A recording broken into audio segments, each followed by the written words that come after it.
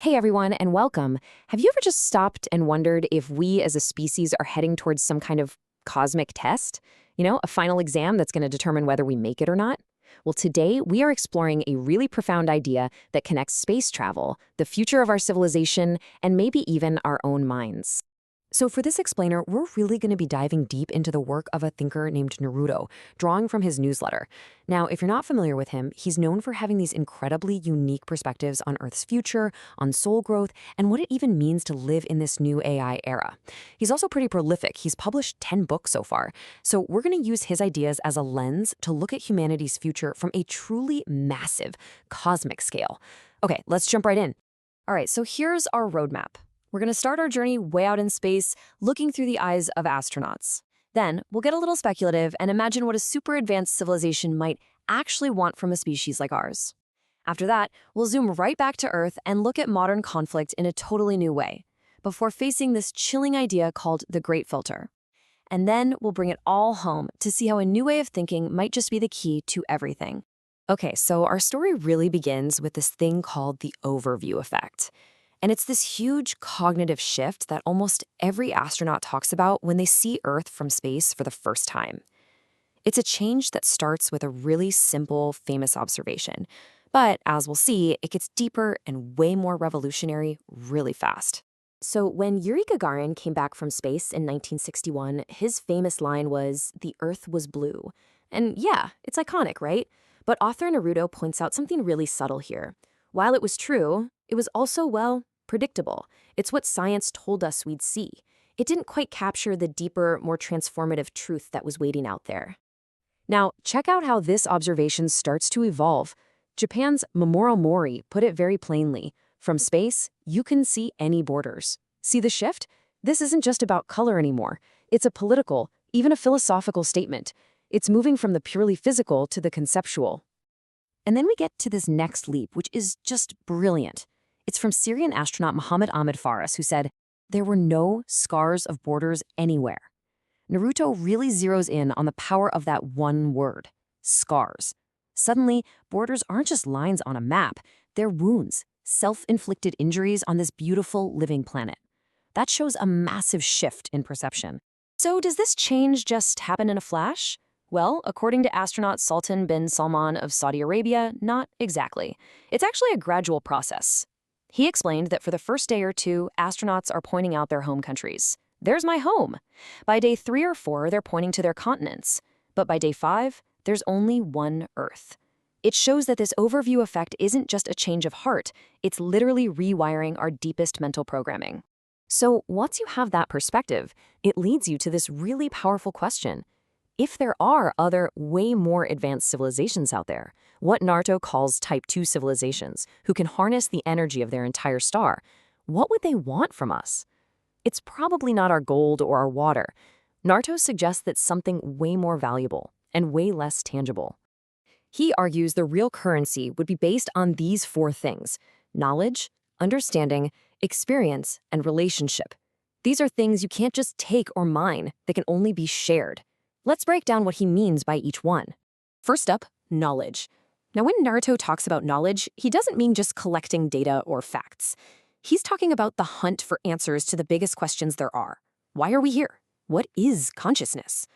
For some cosmic-level intelligence, our specific carbon-based consciousness, shaped by things like gravity and linear time, is an incredibly rare and valuable source of insight into those very questions. Next is understanding.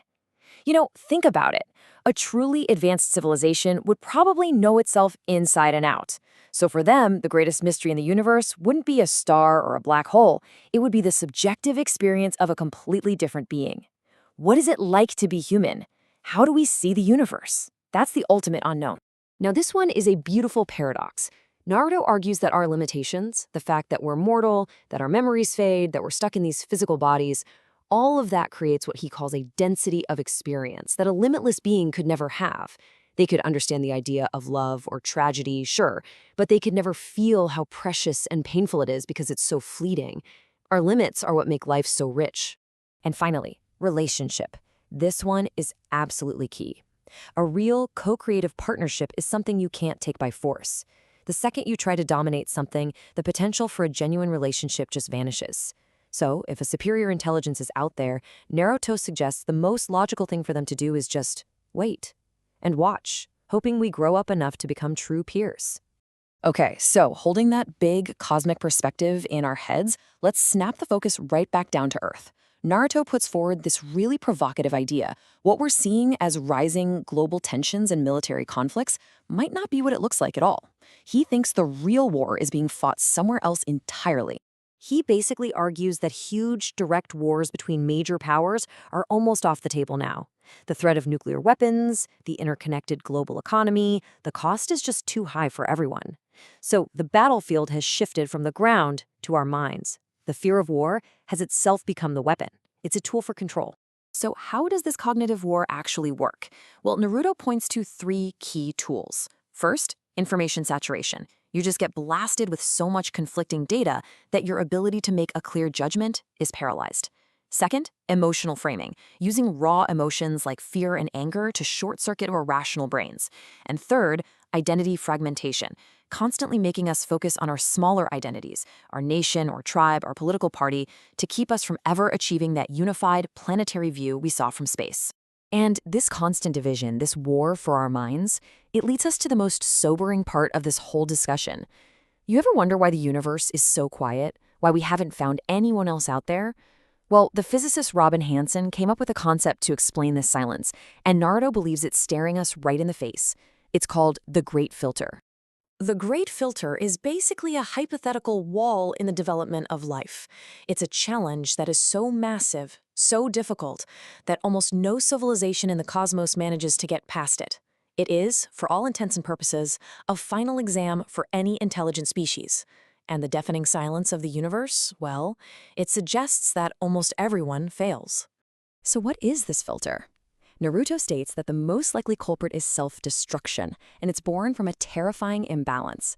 Our technological power, our ability to create and destroy, is growing exponentially. It's like a rocket ship. But our ethical maturity, our wisdom to handle that power, that's growing at a much slower linear pace. It's just taking the stairs. And that massive widening gap between those two curves, that's the danger zone. And this, of course, brings us to the ultimate terrifying question. When you look at the explosive rise of AI, the ongoing risk of nuclear war, the escalating climate crisis, are we standing right in front of that great filter right now? Naruto suggests that this exact moment in history, where our power has wildly outpaced our wisdom, is the single most dangerous phase in the life of any civilization. So if that's the test, how do we pass? How do we get through the filter? Well, the beautiful thing about Naruto's framework is that the answer has been with us this whole time. It lies exactly where we began this journey, in changing our perspective. That overview effect, remember? Seeing the world as one single, fragile, interconnected system with no borders. It turns out that isn't just a luxury or a nice poetic thought. It's a critical survival tool. It's the exact mental antidote to the us versus them thinking that fuels the conflicts that could push us right into that filter. To pass the test, we have to raise our perspective. And as author Naruto himself writes, our survival may ultimately come down to whether we can keep asking these bigger questions. The very act of looking up, of trying to see the bigger picture, of trying to understand our place in it all, that might be the thing that guides us through this. So, reflecting on everything we've talked about, from the view from a spaceship window to the great test that might be right in front of us, I'd like to conclude by posing one question to everyone. What border in your own mind is now ready to disappear? Thanks for joining me.